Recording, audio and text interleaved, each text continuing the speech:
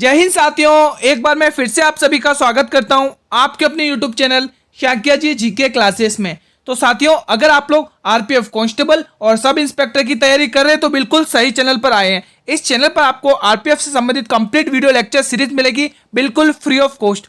आज हमारी आरपीएफ की 62वीं क्लास है दोस्तों। हर क्लास के अंदर मैं आपको ओवरव्यू दे देता हूं दोस्तों कि क्लास में कौन कौन से क्वेश्चंस आपको देखने को मिलेंगे रेलवे के जो अभी तक पूछे गए हैं।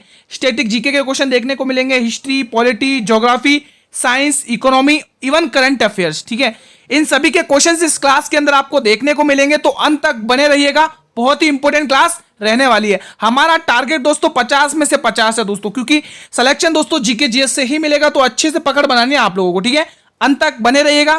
क्लास में दोस्तों मैंने आप लोगों के लिए प्लेलिस्ट बनाई है, जिसने प्लेलिस्ट नहीं देखी है वो वीडियो के डिस्क्रिप्शन बॉक्स में जाइए, लिंक दिया हुआ है साथियों। ठीक है, और हर क्लास की पीडीएफ मिलेगी आपको टेलीग्राम चैनल पर। जिसने टेलीग्राम चैनल ज्वाइन नहीं किया, लिंक वीडियो के डिस्क्रिप्शन में। तो चलिए दोस्तों, बिना देरी कर हम क्लास को स्टार्ट करते हैं। दोस्तों आपकी स्क्रीन पर है दोस्तों पहला क्वेश्चन, 1276वां क्वेश्चन। क्या बोल रहा है क्वेश्चन, ध्यान से सुनिएगा। भितरकनिका राष्ट्रीय उद्यान निम्न में से किस राज्य में स्थित है? सभी साथी बताएंगे। उत्तराखंड, मध्य प्रदेश, राजस्थान या पश्चिम बंगाल? सभी साथी बताएंगे। बहुत ही शानदार क्वेश्चन आपकी स्क्रीन पर है। भितरकनिका राष्ट्रीय उद्यान निम्न में से किस राज्य में स्थित है? सभी साथी बताएं। तो भितरकनिका राष्ट्रीय उद्यान दोस्तों आप ध्यान रखेंगे कौन से राज्य में है दोस्तों, बताइए साथियों। इसमें एक ऑप्शन नहीं है, आप लोग ऑप्शन मेंशन करिए। ओडिशा, ठीक है, ये ऑप्शन, इसका सही जवाब यही होगा। इसमें ऑप्शन लिखना भूल गए हमारे टाइपराइटर, माफी चाहते हैं। ठीक है, ओडिशा सही जवाब जाएगा। भितरकनिका राष्ट्रीय उद्यान किस राज्य में स्थित है साथियों? ओडिशा। आप ध्यान रखेंगे दोस्तों, एग्जाम में बहुत बार पूछा जाता है दोस्तों, ये इंपॉर्टेंट रहेगा आप लोगों के लिए। ये राष्ट्रीय उद्यान इंपॉर्टेंट रहेगा एग्जाम की दृष्टि से। ठीक है, रेलवे में भी बहुत बार ये क्वेश्चन पूछा गया है। अगला क्वेश्चन आपकी स्क्रीन पर है, क्वेश्चन नंबर 1277। जवाब दीजिए। बिहार की मधुबनी चित्रकारी को अन्य किस नाम से जाना जाता है? सभी साथी बताएंगे। मिथिला चित्रकला, गया चित्रकला, भोजपुर चित्रकला या दरभंगा चित्रकला? सभी साथी कमेंट बॉक्स में जवाब दें इस प्रश्न का। बताइए दोस्तों क्या होगा इसका सही जवाब। तो मधुबनी चित्रकारी को हम जानते हैं दोस्तों मिथिला चित्रकला के नाम से दोस्तों। ठीक है, रेलवे में पूछा गया क्वेश्चन है, एनटीपीसी में। Option number A will be the right answer. अगला क्वेश्चन है आपकी स्क्रीन पर, क्वेश्चन नंबर 1278 का जवाब दीजिए। सियाची हिमनद क्षेत्र निम्न में से किस क्षेत्र में स्थित है? शिवालिक की पहाड़ियों में, काराकोरम पर्वतमाला, अक्साई चिन या जम्मू क्षेत्र? बताइए। सियाचिन हिमनद दोस्तों, हिमनद बोलते हैं ग्लेशियर को। हिमनद किसको बोलते हैं साथियों? हिमनद बोलते हैं ग्लेशियर को। ठीक है, तो सियाचिन ग्लेशियर निम्न में से किस क्षेत्र में स्थित है? तो यहां पर आप लोगों के लिए सही जवाब हो जाएगा दोस्तों। तो यहां से टिक करेंगे दोस्तों। ये स्थित है गुरुजी काराकोरम पर्वतमाला में दोस्तों। कहां पर स्थित है? काराकोरम पर्वतमाला दोस्तों। अब काराकोरम पर्वतमाला में कौन कौन से ग्लेशियर स्थित है दोस्तों, मैं आपको बता देता हूं। ध्यान रखना दोस्तों। सबसे एक तो सियाचिन बता दिया, और एक सासयीन ग्लेशियर भी दोस्तों आपको कहां पर देखने को मिलेगा? काराकोरम रेंज में। और एक मिलेगा हिस्पर, और तीसरा आप ध्यान रखेंगे बियाफो। ये कुछ ग्लेशियर हैं जो बहुत बार पूछे गए हैं एग्जाम में। बियाफो, उसके बाद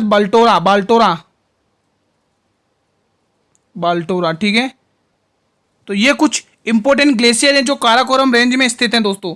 अगला क्वेश्चन आपकी स्क्रीन पर है, पॉलिटी का क्वेश्चन है दोस्तों। अभी इससे पहले हमने ज्योग्राफी का क्वेश्चन सॉल्व किया। ठीक है, संविधान के किस संशोधन में लोकसभा के सदस्यों की संख्या 525 से बढ़कर 545 कर दी थी दोस्तों? बताइए। 31वां संशोधन, 42वां संशोधन, 45वां संशोधन या 35वां संशोधन? सभी साथी बताएंगे। साथियों क्लास अच्छी लग रही है तो एक बार क्लास को लाइक जरूर करें और अपने सभी मित्रों तक इस क्लास को जरूर शेयर करें। ठीक है, संविधान के किस संशोधन में लोकसभा के सदस्यों की 525 से बढ़कर 545 संख्या कर दी है? तो वो संशोधन है दोस्तों 31वां संशोधन।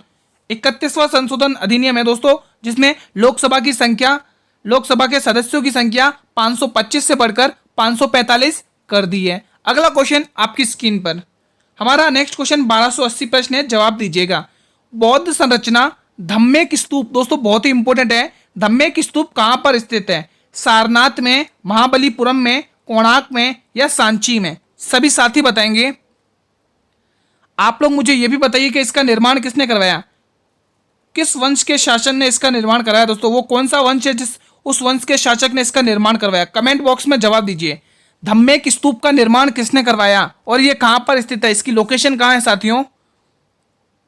तो दोस्तों मैं आपको बताना चाहता हूं कि इसकी लोकेशन दोस्तों सारनाथ यूपी में है दोस्तों, सारनाथ यूपी में है साथियों, ध्यान रखना, ठीक है। अब इसके निर्माण की बात करते तो मौर्य वंश ने बनवाया दोस्तों, ठीक है। अब मौर्य वंश में भी एक राजा का नाम है सम्राट अशोक, मौर्य वंश के द्वारा इसका निर्माण करवाया गया, ठीक है। मौर्य वंश में राजा कौन है भाई, सम्राट अशोक दोस्तों, सम्राट अशोक दोस्तों, मौर्य वंश के सबसे महान शासक सम्राट अशोक, सम्राट अशोक, ठीक है। एग्जाम में पूछ लिया जाता है दोस्तों कि धम्मेक स्तूप का निर्माण मौर्य वंश के किस शासक ने करवाया, तो आप लोग ध्यान रखेंगे कि इसका निर्माण सम्राट अशोक ने करवाया। अगला क्वेश्चन आपकी स्क्रीन पर है, next question on your screen. 1281 निम्न में से कौन सी हिमालय की दूसरी सबसे ऊंची चोटी है, माउंट एवरेस्ट, धौलागिरी, मकालू या केटू। सभी स्टूडेंट्स कमेंट सेक्शन में जवाब देंगे साथियों। देखो दोस्तों आज हमारी 62वीं क्लास है, ठीक है। अभी तक जितनी भी आरपीएफ की क्लासें हुई हैं हमारे चैनल पर, उन सभी की पीडीएफ मैंने टेलीग्राम चैनल पर अपलोड कर दी है, बिल्कुल फ्री ऑफ कॉस्ट आपको पीडीएफ मिलेगी। तो आप लोग जल्दी से टेलीग्राम चैनल को ज्वाइन कर लें जिनने अभी तक ज्वाइन नहीं किया। लिंक वीडियो के डिस्क्रिप्शन बॉक्स में साथियों, ठीक है। टेलीग्राम चैनल का लिंक वीडियो के डिस्क्रिप्शन बॉक्स में, जल्दी से टेलीग्राम चैनल से ज्वाइन हो जाए और सारी पीडीएफ कंटिन्यू देख लीजिए और उन्हें पढ़ लीजिए। दोस्तों इसका सही जवाब क्या होगा, हिमालय की दूसरी चोटी पूछा दोस्तों, तो दूसरी चोटी कौन सी है, तो है केटू, पीओके, ठीक है। पाकिस्तान ऑक्युपाइड कश्मीर में दोस्तों पीओके में है ये KO2, ठीक है, ध्यान रखना, ठीक है साथियों। आपको 2-3 चोटियां ध्यान रखनी है दोस्तों हिमालय की। सबसे पहले नंबर पे आप सभी को ध्यान रखना माउंट एवरेस्ट, क्या ध्यान रखना साथियों, माउंट एवरेस्ट, सबसे पहले आपको माउंट एवरेस्ट ध्यान रखना है। सेकंड नंबर पर हिमालय की दूसरी चोटी K2 को ध्यान रखना है, और तीसरी हिमालय की सबसे ऊंची चोटी का नाम है, उसको मैं ब्लू पेन से लिख देता हूं, कंचनजंगा, ध्यान रखना है, कंचनजंगा, ठीक है। अब देखना दोस्तों क्वेश्चन मैं आपसे पूछता हूं, आप लोग कमेंट करना, ठीक है, अगर आपको आता है तो। भारत की सबसे ऊंची चोटी कौन सी है, देखो दोस्तों अगर भारत की सबसे ऊंची चोटी बोले तो अपना जवाब आ जाएगा कंचनजंगा। अगर हिमालय की तीसरी सबसे ऊंची चोटी बोले, विश्व की यानी कि दुनिया की तीसरी सबसे ऊंची चोटी बोले तो कंचनजंगा, भारत की सबसे ऊंची चोटी बोले तो कंचनजंगा, ठीक है, ये ध्यान रखना दोस्तों, ठीक है। K2 मैं आपको बता चुका हूं, कंचनजंगा की लोकेशन सिक्किम में है, सिक्किम में, ठीक है साथियों, ध्यान रखना, कंचनजंगा पर्वत कहां पर है, सिक्किम में इसकी। अगला क्वेश्चन आपकी स्क्रीन पर है, क्वेश्चन नंबर 1282 साइंस का क्वेश्चन है। पारसेक निम्न में से किसका मात्रक है, ऊर्जा का, दूरी का, समय का या द्रव्यमान का। सभी साथी कमेंट बॉक्स में कमेंट करेंगे, बहुत ही शानदार क्वेश्चन है आपकी स्क्रीन पर साथियों। मेहनत करते रहेंगे तो सिलेक्शन होगा आपका दोस्तों, कोई नहीं रोक सकता सिलेक्शन लेने से दोस्तों, ठीक है। तो मेहनत करते रहिएगा दोस्तों। बताइए पारसेक निम्न में से किसका मात्रक है, मुझे पारसेक की बात करें तो ये दूरी का मात्रक है दोस्तों, ठीक है, ये दूरी का मात्रक है। यहां से दोस्तों ऑप्शन नंबर बी बिल्कुल सही जवाब हो जाएगा। अगला क्वेश्चन आपकी स्क्रीन पर, क्वेश्चन नंबर 1283 जवाब दीजिएगा। मोडसे, बहुत ही शानदार क्वेश्चन, मोडसे निम्न में से किस भारतीय राज्य का पारंपरिक लोक नृत्य है दोस्तों, पारंपरिक नृत्य है, मिजोरम, नागालैंड, झारखंड या ओडिशा। सभी साथी बताएंगे। ओडिशा के अंदर दोस्तों डीमसा लोक नृत्य बहुत पूछा जाता है, डीमसा, रट लेना, घोट कर पी लेना दोस्तों, बहुत बार रिपीट हुआ है यह क्वेश्चन रेलवे में। डीमसा लोक नृत्य ओडिशा का बहुत फेमस है, डीमसा लोक नृत्य, न जाने कितनी बार पूछा गया ये क्वेश्चन है, डीमसा लोक नृत्य, ठीक है, ध्यान रहना यहाँ पर, ठीक है। तो आप बताइए मोड से निम्न में से किस भारतीय राज्य का पारंपरिक लोक नृत्य है, तो गुरुजी ये है नागालैंड राज्य का दोस्तों, नागालैंड, जिसकी कैपिटल क्या है, कोहिमा, जिसकी राजधानी क्या है, नागालैंड, कोहिमा, कोहिमा, ठीक है, ध्यान रखना, इसकी राजधानी है। अगला क्वेश्चन आपके स्क्रीन पर है, क्वेश्चन नंबर 1284 का जवाब दीजिएगा सभी साथी। निम्न में से फास्टिंग फिस्टिंग पुस्तक के लेखक कौन है, बताइए। पुस्तकों से संबंधित भी क्वेश्चंस देखने को मिलेंगे, ये स्टैटिक जीके के ही टॉपिक हैं। अनीता देसाई, नमिता गोखले, अनुजा चौहान या प्रीति शेनॉय। सभी साथी बताएंगे क्या होगा इसका सही जवाब। दोस्तों मेहनत ऐसे करिए कि सफलता शोर मचा दे दोस्तों, ध्यान रखना दोस्तों, आप सभी को क्लास अंत तक वॉच करना है दोस्तों, आरपीएफ में सिलेक्शन लेना है दोस्तों, ठीक है, लेना नहीं लेना ही लेना है, क्योंकि हमारे माता पिता हमारा इंतजार कर रहे हैं सिलेक्शन का दोस्तों, ठीक है। निम्न में से फास्टिंग फिस्टिंग पुस्तक के लेखक कौन है, सभी साथी बताएंगे। तो यहां से हमारा ऑप्शन नंबर अनीता देसाई हो जाएगा साथियों, ठीक है। Option number A will be the right answer of this question. Next question on your screen, question number 1285 का जवाब देंगे सभी साथी।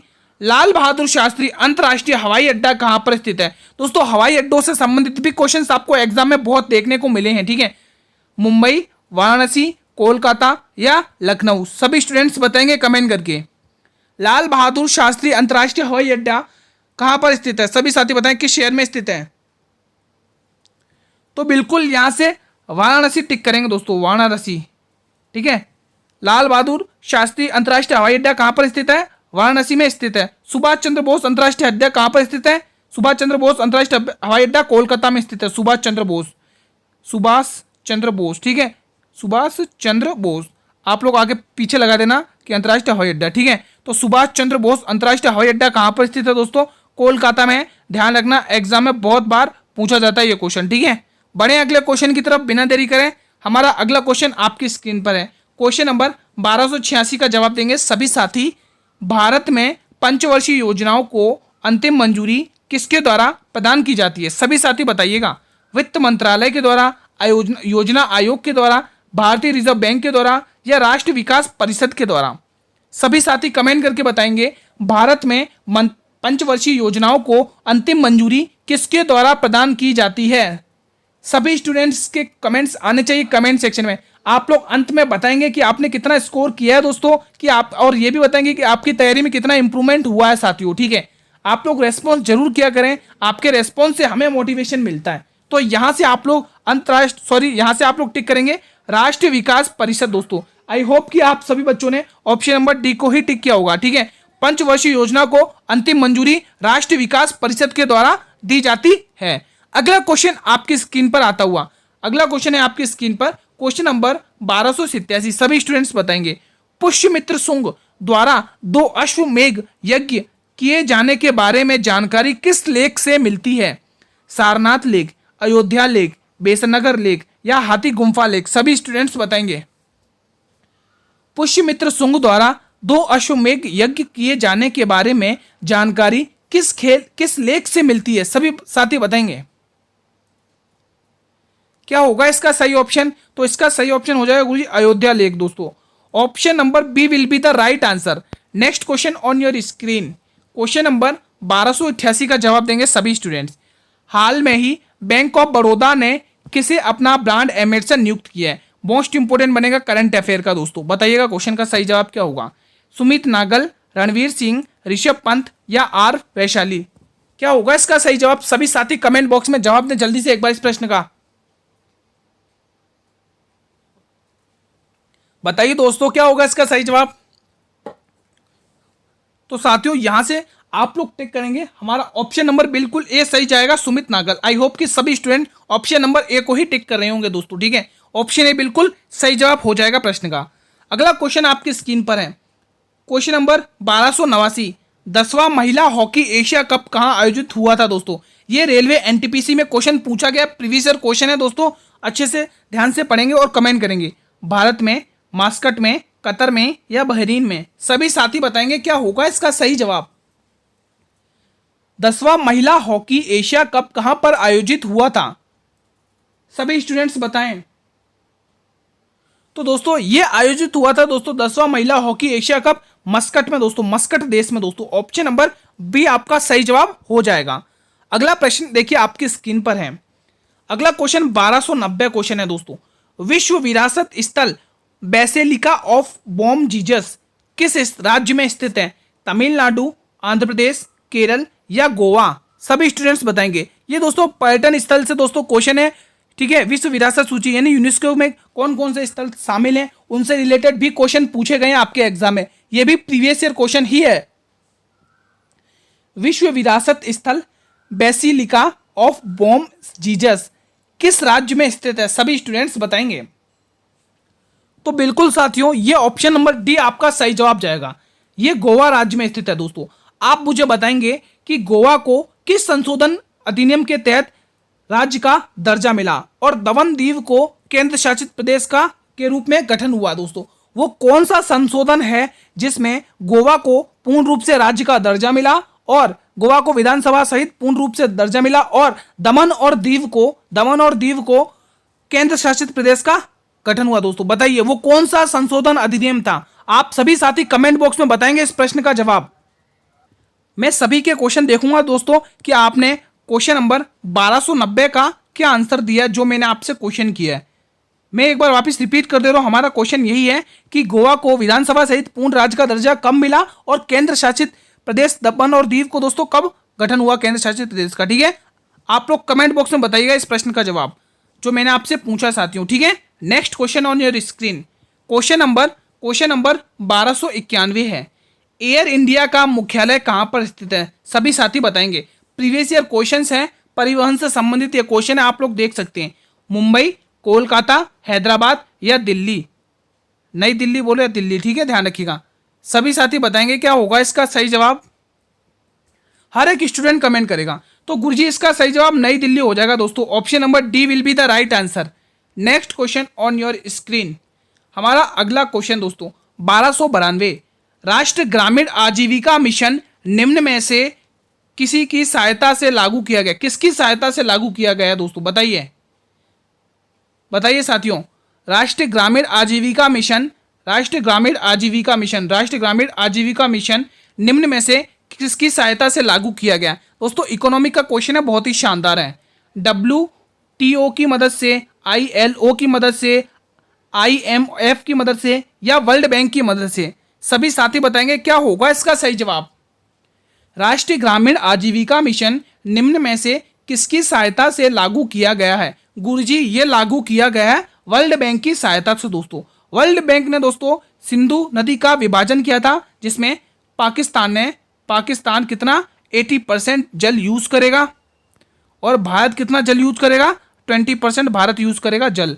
ठीक है, ये किस नदी की बात हो रही है गुरुजी? तो ये नदी की बात हो रही है दोस्तों, मैं ब्लैक पेन से लिख देता हूं, इस नदी की बात हो सिंधु नदी। ठीक है, पाकिस्तान की पूरी अर्थव्यवस्था सिंधु नदी पर टिकी हुई है दोस्तों, ध्यान रखना। अगला क्वेश्चन आता है आपकी स्क्रीन पर, हमारा अगला क्वेश्चन है 1293 दोस्तों। सौरमंडल के बृहत्तम क्षेत्र को निम्न में से किस नाम से जाना जाता है? बताइए दोस्तों। यहां पर थोड़ा डाटा मिस हुआ है दोस्तों, तो मैं आपके लिए यहां पे लिख देता हूं। यहां पर दोस्तों सौरमंडल होगा आगे, इसको और को काटिए। यहां पर आप ध्यान रखेंगे सौरमंडल है। ठीक है, क्योंकि सौरमंडल से क्वेश्चन पूछे जाते हैं भर भर के, NTPC, RRB, चाहे JEE हो, चाहे RPF हो, चाहे सब इंस्पेक्टर हो। ठीक है, ध्यान रखना। चलिए अब क्वेश्चन पूरी तरह से पूर्ण रूप से बन के तैयार हो गया। बताइए सौरमंडल के बृहत्तम होता है मतलब बड़े क्षेत्र को किस नाम से जाना जाता है? सौरमंडल के अंदर बृहत्तम का मतलब बड़ा है ना, तो बड़े क्षेत्र को हम किस नाम से जानते हैं? वर्णमंडल के नाम से, कोरोना के नाम से, संवहन के नाम से या विकिरण क्षेत्र के नाम से? सभी साथी बताएंगे क्या होगा इसका सही जवाब। ये प्रीवियस ईयर क्वेश्चन है, आप एग्जाम पेपर उठाकर देख सकते हैं RPF का, है ना। एग्जाम में बहुत बार ये क्वेश्चन पूछे जाते हैं रेलवे के। देखिए दोस्तों कोई भी एग्जाम हो उसका 50 से 70% दोस्तों आपको प्रीवियस ईयर का पेपर ही देखने को मिलता है साथियों। ठीक है, तो क्लास में, डेली क्लासेस में आपको प्रीवियस ईयर के क्वेश्चंस कराए जाने पूर्ण रूप से। ठीक है, तो आप लोगों के लिए ये क्लास बहुत ही इंपॉर्टेंट हो जाती है, तो आप लोग इस क्लास को डेली अटेंड किया करें, एक भी क्वेश्चन को ना छोड़ा करें दोस्तों। ठीक है, तो बिल्कुल यहां से हम लोग ऑप्शन नंबर बी को टिक करेंगे। वो सौरमंडल के बड़े क्षेत्र को हम कोरोना के नाम से जानते हैं। Next question on your screen, question number 1294 का सभी साथी जवाब देंगे। रात्रि के समय आकाश में मौजूद सबसे चमकीला ग्रह कौन सा है? शुक्र, शनि, बुध या बृहस्पति? बृहस्पति दोस्तों सबसे बड़ा ग्रह है। ठीक है, छोटा पूछे दूसरा सबसे बड़ा ग्रह कौन सा है? बड़ा ग्रह कौन सा? बृहस्पति बड़ा ग्रह, सबसे बड़ा है। बृहस्पति ग्रह सबसे बड़ा है। दूसरा सबसे छोटा शनि है दोस्तों, ध्यान रखना। ठीक है, तो मैंने आपको इसका सही जवाब पूछा है दोस्तों, इसका सही जवाब शुक्र ग्रह हो जाएगा दोस्तों। कौन सा हो जाएगा साथियों? शुक्र ग्रह। Option number A will be the right answer. रात्रि के समय दोस्तों आकाश में चमकने वाला ग्रह कौन सा है? शुक्र ग्रह। अगला क्वेश्चन है आपके स्क्रीन पर, सभी साथी कमेंट देंगे। क्वेश्चन नंबर 1295, शरीर में आयोडीन की कमी का लक्षण निम्न में से कौन सा है? बताइए। साइंस का क्वेश्चन है, बायोलॉजी से संबंधित क्वेश्चन है, बहुत ही प्यारा सा क्वेश्चन है। अचानक वजन कम हो जाना, थायराइड ग्रंथि की सूजन हो जाना या फिर एंटन या रतौंधी? क्या होगा इसका सही जवाब? शरीर में आयोडीन की कमी का लक्षण निम्न में से कौन सा है? अचानक वजन कम हो जाना, थायराइड ग्रंथियों को सूजन होना, एंटन होना या रतौंधी होना? रतौंधी बीमारी आप सभी को पता होगी दोस्तों कि विटामिन ए की कमी से होती है, ठीक है, रतौंधी बीमारी, ठीक है, और विटामिन ए का नाम रेटिनॉल है। तो यहाँ पर हमारा option number B will be the right answer हो जाएगा साथियों। थायराइड ग्रंथियों की सूजन की वजह से दोस्तों शरीर में आयोडीन की कमी होती है दोस्तों, ध्यान रखना।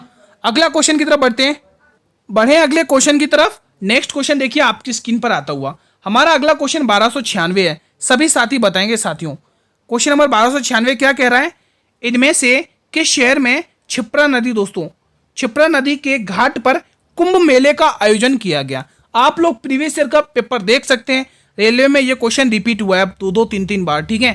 प्रयागराज, हरिद्वार, नासिक या उज्जैन। आप लोग मुझे बताएंगे कि ये प्रयागराज किस नदी पर है, ये हरिद्वार किस रिवर पे स्थित है, किस किनारे पर स्थित है, नासिक किस नदी के किनारे पर स्थित है, उज्जैन किस नदी के किनारे पर स्थित है। ये सभी के जवाब आप लोग कमेंट बॉक्स में देंगे। तो पहले इसका जवाब दें, क्षिप्रा नदी के घाट पर कुंभ मेले का आयोजन किया गया दोस्तों, बताइए। तो यहां से उज्जैन होगा दोस्तों, उज्जैन, दिमाग लगाइए, क्षिप्रा नदी दोस्तों उज्जैन यहीं पर, ठीक है। ये उज्जैन शहर दोस्तों क्षिप्रा नदी के किनारे पर स्थित है दोस्तों, ठीक है। किस नदी पर, क्षिप्रा नदी, टिक करेंगे। Option number D will be the right answer.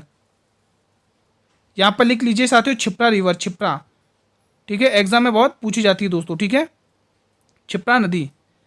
Nashik किस नदी पर, ये नासिक किस नदी पर है भाई, गोदावरी, गोदावरी रिवर पर है नासिक, एग्जाम में ध्यान रखना दोस्तों। हरिद्वार बताइए, हरिद्वार और गंगा, ये दोनों के दोनों गंगा रिवर पर स्थित है, ठीक है। अगला क्वेश्चन आपकी स्क्रीन पर है, क्वेश्चन नंबर 1297। पिन घाटी राष्ट्रीय उद्यान निम्न में से किस राज्य में स्थित है, बताइए। बहुत ही शानदार क्वेश्चन आपकी स्क्रीन पर है। अरुणाचल प्रदेश, हिमाचल प्रदेश, लद्दाख या लक्षद्वीप। क्या होगा इसका सही जवाब। पिन घाटी राष्ट्रीय उद्यान दोस्तों, राष्ट्रीय उद्यान वाला टॉपिक बहुत ही शानदार और इंपॉर्टेंट है, पढ़कर जाइएगा। इसका सही जवाब हिमाचल प्रदेश हो जाएगा। आप सभी ने, अब मैं आशा करता हूं, बी ऑप्शन को टिक किया होगा, ठीक है। तो पिन घाटी राष्ट्रीय उद्यान हिमाचल प्रदेश राज्य में स्थित है दोस्तों, ध्यान रखना दोस्तों। अगला क्वेश्चन आपकी स्क्रीन पर है, क्वेश्चन नंबर 1298 का जवाब देंगे सभी साथी। क्वेश्चन क्या बोल रहा है, निम्न में से कौन सी नदियां पश्चिम दिशा की ओर बहती हैं और अरब सागर में अपना जल मिलाती हैं दोस्तों, बताइए। महानदी और कृष्णा, सभी साथी बताएंगे। गंडक और कोशी, नर्मदा और ताप्ती, लूनी और कावेरी। दोस्तों बहुत ही इजी क्वेश्चन है, आप लोग इसका जवाब कमेंट बॉक्स में देना दोस्तों, ठीक है। इजी क्वेश्चन है, आप लोग इसका सभी बच्चे कमेंट बॉक्स में इसका जवाब देंगे। मैं यहाँ पे लिख देता हूँ comment box, answer in comment box, मैं यहाँ पे लिख देता हूँ। सभी साथी कमेंट बॉक्स में जवाब देंगे, देखते हैं कितने बच्चे एक्टिव हैं और कितने बच्चों को आता है इस प्रश्न का जवाब। आंसर इन कमेंट बॉक्स, ताकि मैं सभी के स्टूडेंट के क्वेश्चन देखूंगा। Answer in the comment box, answer in the comment box, comment box, ठीक है। आप लोग इस प्रश्न का जवाब देंगे, मैं सभी के कमेंट्स देखूंगा कि किसने सही जवाब दिया इसका, ठीक है। चलिए next question on your screen, question number 1299। Gujarat में स्थित प्रसिद्ध पेट्रोलियम साइट का नाम क्या है दोस्तों, बताइए। तांबा, बॉक्साइट, लोएस्क या मैग्नीज। सभी स्टूडेंट्स बताएं इस प्रश्न का जवाब। गुजरात में स्थित प्रसिद्ध पेट्रोलियम साइट का नाम क्या है दोस्तों, आप लोग इसका जवाब दीजिए। तब तक मैं आपके लिए क्वेश्चन बनाता हूं कि आप लोग मुझे बताइए कि गुजरात के वर्तमान में मुख्यमंत्री कौन है। गुजरात में वर्तमान मुख्यमंत्री कौन है, बताइए आप लोग कमेंट करके। गुजरात के वर्तमान मुख्यमंत्री, वर्तमान मतलब प्रेजेंट, यानी 2024 की बात हो रही है, ठीक है। वर्तमान मुख्यमंत्री का नाम बताइए, चीफ मिनिस्टर का नाम बताइए, चीफ मिनिस्टर का नाम, ठीक है। बताइए कमेंट करके सभी साथी। पहले तो इसका जवाब दें, गुजरात में स्थित प्रसिद्ध पेट्रोलियम साइट का नाम क्या है, सभी स्टूडेंट्स बताएं, जल्दी से बताइए दोस्तों। इजी क्वेश्चन है, जल्दी से बता दें, जल्दी से, ठीक है। तो इसका भी जवाब दीजिएगा, क्योंकि वीडियो थोड़ी लंबी पड़ रही है, इसलिए मैं इन क्वेश्चन को लीव कर रहा हूं, आप लोग कमेंट करिएगा। मैंने आपसे पूछा वर्तमान मुख्यमंत्री, तो मैं आपको यहां पर बता देता हूं, भूपेंद्र पटेल है, भूपेंद्र पटेल। इन दो क्वेश्चन को दोस्तों मैंने आपको बताया, कमेंट बॉक्स में देना इनके जवाब, ठीक है, कमेंट बॉक्स में भूपेंद्र पटेल, ठीक है। इन दो क्वेश्चन के जवाब कमेंट बॉक्स में देना। अगला और अंतिम प्रश्न है हमारा, क्वेश्चन नंबर 1300 दोस्तों।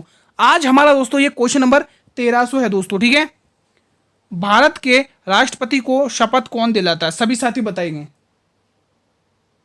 भारत के राष्ट्रपति को शपथ कौन दिलाता है, उपराष्ट्रपति, भारत के अटॉर्नी जनरल, भारत के मुख्य न्यायाधीश और भारत के प्रधानमंत्री।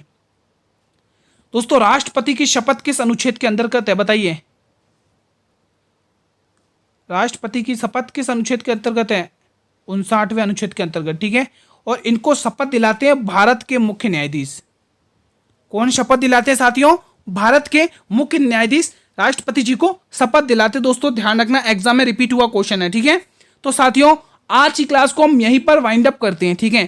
क्लास कैसी लगी कमेंट करके बताएं, और आप मुझे ये भी कमेंट करें कि आपने कितने क्वेश्चन सही किए। सभी साथी कमेंट बॉक्स में कमेंट करेंगे कि हमने इतने क्वेश्चन सही किए 25 क्वेश्चन में से, ठीक है। तो आज हमारी यहां पर कंप्लीट होती है 62वीं क्लास। 62वीं क्लास भी कंप्लीट हो गई, जिनसे मिलकर हमारे इंपोर्टेंट 1300 क्वेश्चन कंप्लीट हो चुके हैं। और इन 1300 क्वेश्चंस की दोस्तों मैंने आप लोगों के लिए प्लेलिस्ट बनाई है। प्लेलिस्ट का लिंक वीडियो के डिस्क्रिप्शन बॉक्स में दिया हुआ है। आप लोग जल्दी से टेलीग्राम चैनल को वीडियो के डिस्क्रिप्शन जाइए, वहां पर आपको पीडीएफ मिलेगी आरपीएफ जीके जीएस 2024। दोस्तों आप उसको देखिए, सारी पीडीएफ आप देख लीजिए, ठीक है। सारे क्वेश्चंस इंपोर्टेंट देखने को मिल जाएंगे जो आपको रेलवे एग्जाम में पूछे जाएंगे, गारंटी के साथ। एक भी क्वेश्चन बाहर नहीं जाएगा दोस्तों, ठीक है। ये क्लास आपको कैसी लगी कमेंट करके जरूर बताएंगे साथियों। अगर ये क्लास आपको अच्छी लगी, लगता है ये मेहनत इंपॉर्टेंट है हम आपके लिए, लगता है कंटेंट इंपॉर्टेंट है आपके लिए, तो एक बार इस क्लास को लाइक करेंगे दिल से। सभी साथी एक बार क्लास को दिल से लाइक करें और अपने सभी मित्रों में क्लास को शेयर करें, चाहे फेसबुक हो, चाहे व्हाट्सअप हो, चाहे इंस्टाग्राम हो, चाहे टेलीग्राम हो, जिस भी प्लेटफॉर्म तक आपकी रीच है वहां तक इस क्लास को शेयर करें अपने मित्रों के साथ दोस्तों, ठीक है। ठीक है साथियों, और हाँ अगर आप लोग चैनल पर भी पहली बार विजिट कर रहे हो तो एक बार इस चैनल को भी सब्सक्राइब कर लेना साथियों, ठीक है। और बेल नोटिफिकेशन को जरूर प्रेस करना, ताकि मैं जब भी लेटेस्ट क्लास लेके आऊं यूट्यूब पर तो यूट्यूब सबसे पहले नोटिफिकेशन आप लोगों को ही भेजेगा दोस्तों, ठीक है। ठीक है साथियों, और हाँ दोस्तों मैंने आप लोगों के लिए दोस्तों free of cost PDF upload करी है। देखो आज हमारी कितनी, पहले मैं टाइम बता देता हूँ। जीके जीएस का टाइम, डेली जीके जीएस का टाइम रहता है हमारा 8 PM। डेली जीके जीएस का टाइम हमारा रहता है 8 PM दोस्तों। आप लोगों को डेली 8 PM पर जुड़ना है क्लास के लिए, ठीक है। ठीक है साथियों, free of cost her class की पीडीएफ मिलेगी। हमारी 62 क्लासेस कंप्लीट हो गई और 62 की क्लास की पीडीएफ आपको कहां पर मिलेगी? सभी साथी बताए कहां पर मिलेगी आप लोगों को? हमारे टेलीग्राम चैनल पर, ठीक है। और टेलीग्राम जिसने ज्वाइन नहीं किया, लिंक वीडियो के डिस्क्रिप्शन में ज्वाइन कर लीजिए, सभी क्लास की पीडीएफ देखने को मिल जाएंगी साथियों, ठीक है। हमारा टाइम यही रहता है आप लोगों के लिए, ठीक है। देखिए दोस्तों आप लोग को नोटिफिकेशन का वेट नहीं करना है कि एग्जाम डेट आएगी तभी हम क्लास को स्टार्ट करेंगे, पढ़ना स्टार्ट करेंगे। नहीं दोस्तों, अभी से पढ़िएगा तो आपका सिलेक्शन 100% होगा। आपका सिलेक्शन कोई रोक नहीं सकता दोस्तों, ठीक है। बस कंटिन्यू मेहनत करेंगे और सिलेक्शन पाएंगे दोस्तों, क्योंकि हमारी सिलेक्शन से हमारे माता पिता को बहुत उम्मीद है, इंतजार कर रहे हैं हमारे सिलेक्शन का दोस्तों। तो मेहनत करते रहिएगा साथियों, ठीक है। कल हम साथियों इसी टाइम पर मिलेंगे, तब तक के लिए मित्रों जय हिंद, जय भारत, वंदे मातरम, धन्यवाद।